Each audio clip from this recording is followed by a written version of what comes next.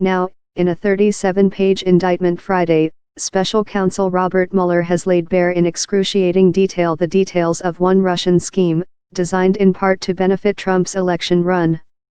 It even shows contacts between foreigners and his campaign, albeit unwitting. And Trump's national security advisor, H.R. McMaster, said Saturday at a conference in Germany that the evidence is now incontrovertible that Moscow interfered in the 2016 campaign.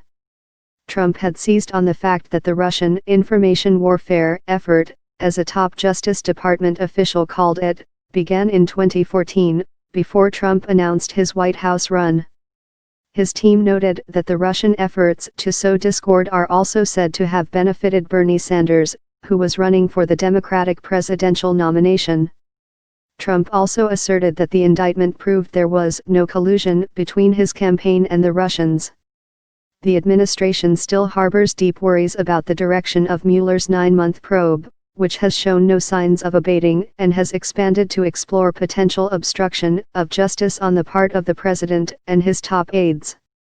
Russia started their anti-US campaign in 2014, long before I announced that I would run for president, Trump tweeted after the indictment was unveiled.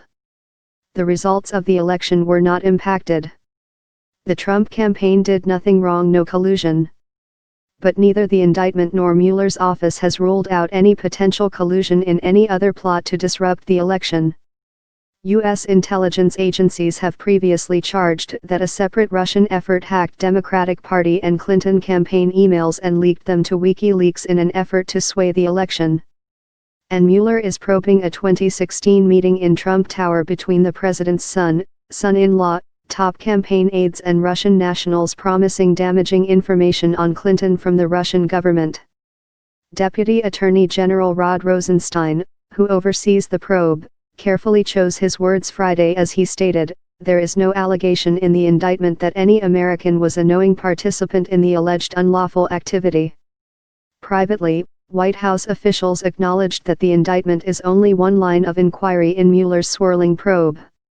Trump's estranged former chief strategist, Steve Bannon, met for hours with Mueller's team this past week. Other current and former senior White House officials have already met with the special counsel's office as he examines the firing of former FBI Director James Comey and misleading statements about the Trump Tower meeting. Trump seized on the indictment to call for an end to outlandish partisan attacks, wild and false allegations, and far-fetched theories about the election, asserting they only serve to further the agendas of bad actors like Russia and do nothing to protect the principles of our institutions. We must unite as Americans to protect the integrity of our democracy and our elections, Trump added. Meanwhile, new questions mount about what his administration is doing to prevent Russia from doing it again. The White House has demonstrated little enthusiasm for holding Russia to account. Privately, the president has chafed at suggestions that Russia worked to help his campaign, believing they undermine the legitimacy of his victory.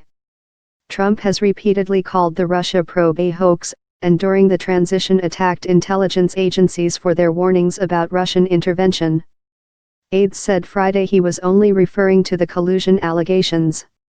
But it took Trump until January 2017, months after the intelligence community publicly asserted that conclusion, to make clear that he believes that Russian entities tried to sway the election. His administration has resisted taking some steps to protect the electoral system from future meddling. Trump formed and then disbanded a commission to study unfounded allegations of electoral fraud in 2016, but not one to study Russian interference. His administration just weeks ago bucked a congressional deadline to impose new sanctions on Russian entities over the country's continued destabilizing actions. The Department of Homeland Security, which the administration has tasked with safeguarding the electoral system ahead of the 2018 elections, has faced questions about how seriously it is taking those efforts.